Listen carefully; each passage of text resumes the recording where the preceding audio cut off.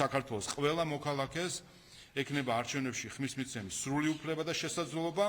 ერთადერთი პირობა არის 4 წელიწადში ერთხელ სამშობლოში ჩამოსვლა და ხმის მიცემა საქართველოში. საქართველოს ფარგლებს გარეთ მყოფ ადამიანებს სამშობლოში დაბრუნება ახლა უკვე საპარლამენტო არჩევნებისთვისაც მოუწევთ. პარლამენტის საარჩევნო კოდექსში ცვლილებებზე მუშაობს მთავარი სიახლე კი საზღვარგარეთ მყოფი მოქალაქეებისთვის არჩევნებში ხმის მიცემის წესის ცვლილებაა. ინიციატივის თანახმად თვითმმართველობის არჩევნების მსგავსად არარეზიდენტი მოქალაქეები ხმის მიცემას მხოლოდ საქართველოში შეძლებენ. ცვლილებების ძირითად მოტივად არჩევნების მედეგობის ზრდა, გარე გავლენების შემცირება და უფრო მეტად ინფორმირებული არჩევანის გაკეთების უზრუნველყოფა სახელდება.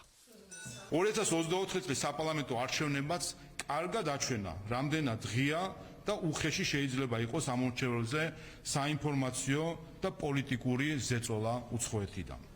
ამ მხრივ, რა თქმა უნდა, ზემოქმედების განსაკუთრებული რისკები არსებობს უცხო ქვეყანაში მყოფი საქართველოს მოქალაქეების მიმართ. საქართველოს ტერიტორიაზე ხმის მიცემის წესის დამკვიდრება ზრდის არჩევნების მედეგობას, ამცირებს გარე მოთამაშეების გავლენას და უზრუნველყოფს უფრო ადეკვატურ ინფორმირებულ არჩევანს. სახელისუფლებო პარტიის ინიციატივას ოპოზიციაში უარყოფითად შეხვდნენ, თუმცა პარლამენტში მას მხოლოდ გახარიას პარტია შეეწინააღმდეგება. მიაჩნიათ, რომ ხელისუფლება ემიგრანტებს ხმის მიცემის უფლებას ართმევს და ქართული ოცნებისთვის ამ დრომდე უკონტროლო ელექტორატის გაკონტროლებას ამ გზით ეცდება. ზოგიერთმა ინიციატივაში ახალი არჩევნებისთვის მზადების წინაპირობებიც ამოიკითხა.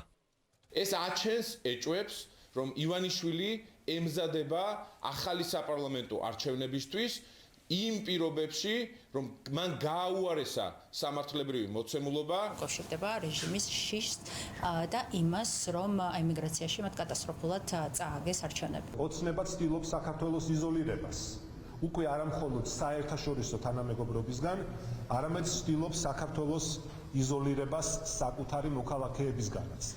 ოცნება აღიარებს, რომ სურს ხმის უფლება შეუზღუდოს ყველას, ვინც მისი პროპაგანდის ქვეშ არ არის. ქართულ ოცნებაში კი ირწმუნებია, რომ ყველა მოქალაქის საარჩევნო უფლება გარანტირებული რჩება და მიზანი მხოლოდ ინფორმირებული არჩევანის გაკეთების ხელშეწყობაა. მიუთითებენ სხვა ქვეყნების პრაქტიკაზეც, სადაც ანალოგიური წესი მოქმედებს და სურთ საქართველოს მოქალაქე იმ პოლიტიკური ატმოსფეროს გავლენის ქვეშ არ მოექცეს, რომელიც საზღვარგარეთ კონკრეტული პოლიტიკური მიზნების გამო ყალიბდება. 4 წელიწადში ერთხელ თუ ჩამოვლენ საკუთარ ქვეყანაში და შეასრულებენ საკონსტიტუციო თავის ვალდებულებას, რასაკვირველია, ეს იქნება სწორედ ის, რაც რეალურ შედეგებს დადებს არჩევნების შემდეგ. არის აპრობირებული ცალკეულ დემოკრატიულ ქვეყნებში მსგავსი ცვლილება გადაწყვეტილების ინფორმირებულ განხორციელებაში, რა თქმა უნდა, ჩვენს საზოგადოებას და იმ ადამიანებს, ვინც არ ცხოვრობენ საქართველოს ფარგლებში, ხელს შეუწყობს. შესაძლებელია გაცილებით უფრო მეტი დროის და მეტი თანხის დახარჯვა უწევდეს ნებისმიერ ემიგრანტს, იმისათვის რომ ერთი შტატიდან მეორე შტატში ჩაგზავდეს და თავისი ხმა დააფიქსიროს, ვიდრე მაგალითად რომელიმე აღმოსავლეთ ევროპის ქვეყნიდან ჩამოვიდეს საქართველოში და შესაბამისად აქ დააფიქსიროს თავისი არჩევანი. ინიციატივას დემოკრატიული არჩევნებისა და ხალხის ნების დაცვისკენ მიმართულს უწოდებს საგარეო საქმეთა მინისტრი და ხაზს უსვამს, რომ არც ერთ ემიგრანტს საარჩევნო უფლება არ შეეზღუდება.